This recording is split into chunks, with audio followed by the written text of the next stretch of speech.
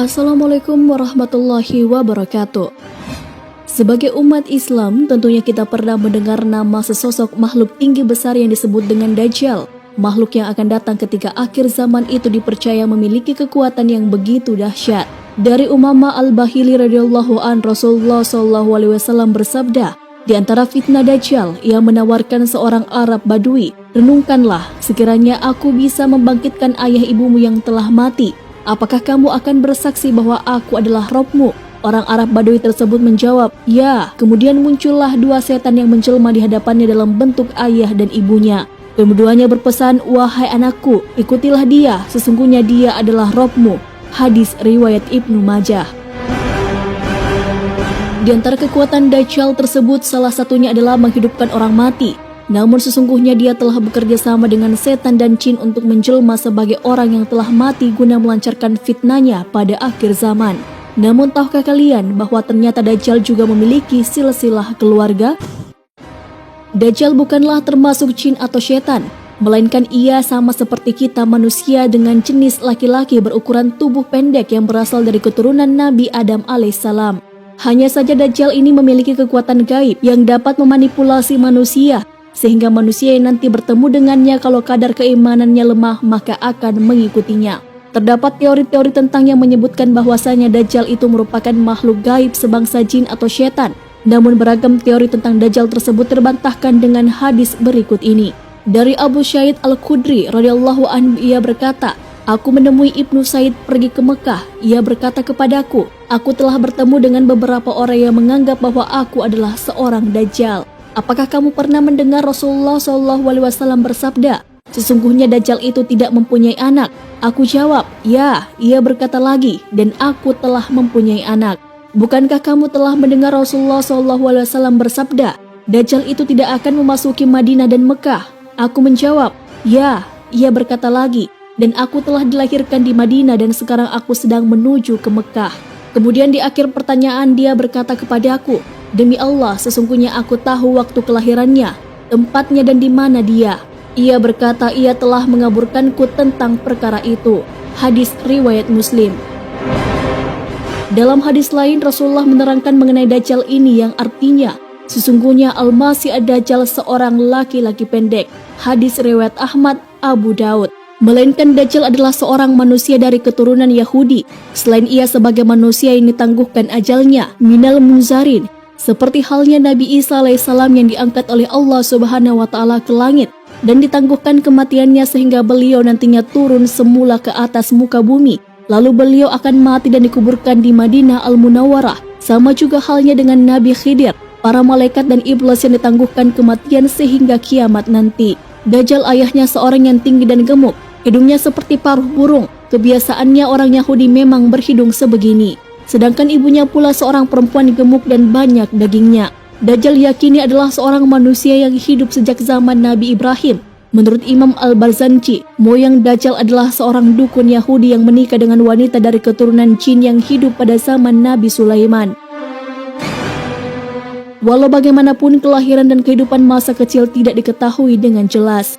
Terlepas dari pendapat Imam Al-Barzanji, asal-usul Dajjal hingga kini masih menjadi misteri. Dalam sebuah hadis yang diriwayatkan oleh Muslim menyebutkan bahwa Rasulullah pernah bersabda, jika Dajjal merupakan orang yang memiliki ciri buta pada bagian mata kirinya, rambutnya lebat serta keriting dan selalu tampak awet muda, badannya yang kemerahan tampak seperti dahan kayu yang rimbun. Pada dahinya terdapat huruf kaf fa ra yang jika disambungkan akan membentuk kata kafir.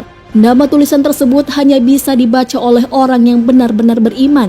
Pada zaman Nabi Ibrahim tersebut, Dajjal telah dipenjara dan dirantai di sebuah pulau asing yang tak pernah kita tahu keberadaannya.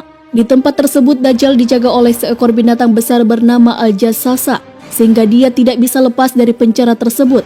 Dajjal akan lepas ketika Allah menghendakinya, yakni pada sebuah masa yang sudah dekat dengan akhir zaman. Sebagaimana penjelasan sebelumnya bahwa Dajjal itu merupakan manusia yang sama seperti kita yang memiliki wajah, rambut, badan, tangan juga kaki layaknya manusia pada umumnya. Akan tetapi terdapat beberapa bagian tubuh Dajjal yang sangat khas sebagai tanda bahwasanya ia adalah sang penyebar fitnah di akhir zaman. Dan beberapa ciri fisik dari Dajjal tersebut diterangkan dengan jelas pada sebuah hadis Nabi Muhammad SAW, yaitu rambutnya keriting. Di keningnya terdapat tulisan kafaro atau kafir dalam tulisan Arab, mata kanannya buta dan menonjol. Dalam hadis Anas, Rasulullah SAW bersabda, dan di antara kedua matanya termaktub tulisan kafir.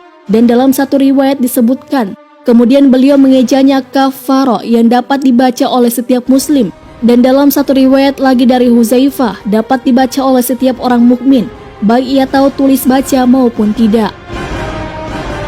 Sebagian orang yang menganggap bahwa Dajjal hanya memiliki satu bola mata saja. Anggapan ini adalah keliru. Yang benar, Dajjal memiliki dua bola mata akan tetapi satunya buta.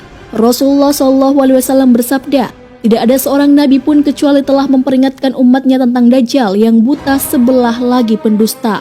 Ketahuilah bahwa Dajjal buta sebelah matanya, sedangkan Allah tidaklah buta sebelah. Tertulis di antara kedua matanya kafir yang mampu dibaca oleh setiap muslim.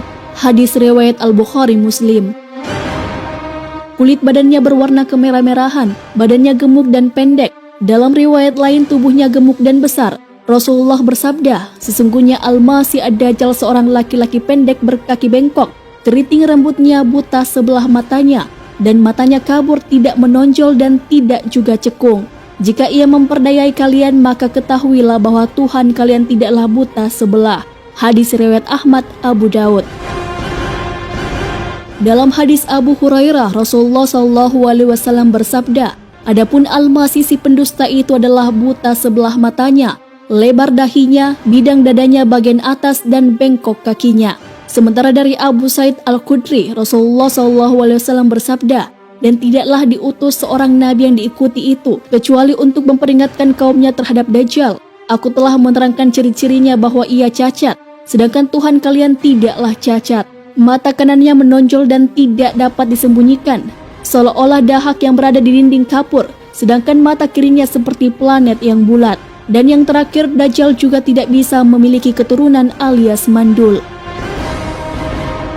Tak hanya itu, terdapat beberapa tempat yang diyakini akan menjadi tempat keluarnya Dajjal dan tempat mana saja yang nantinya disinggahi dan tidak dapat dimasuki oleh Dajjal. Untuk tempat yang tidak dapat disinggahi Dajjal adalah dua kota yang menjadi tempat suci bagi umat Islam, yaitu Mekah dan Madinah. Lebih lengkapnya, beberapa hadis juga menerangkan tentang tempat-tempat kemunculan dan persinggahan Dajjal tersebut. Dajjal akan muncul dari arah timur dari negeri Persia, disebut Khurasan. Dari Abu Bakar As-Siddiq, Nabi SAW bersabda, Dajjal itu keluar dari bumi sebelah timur yang disebut Khurasan.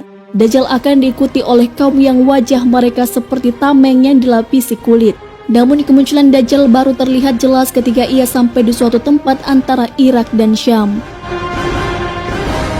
Dalam hadis An-Nawas bin Sam'an yang marfu, sampai pada Nabi SAW disebutkan, Dajjal itu keluar di antara Syam dan Irak. Dia lantas merusak kanan dan kiri. Wahai para hamba Allah, tetap teguhlah. Dajjal akan keluar dari Yahudiyah As-Sabahan dan 70.000 orang Yahudi akan menjadi pengikutnya. Dari Anas bin Malik, Rasulullah SAW bersabda, Dajjal akan keluar dari Yahudiyah As-Sabahan dan 70.000 orang Yahudi yang memakai mahkota akan jadi pengikutnya.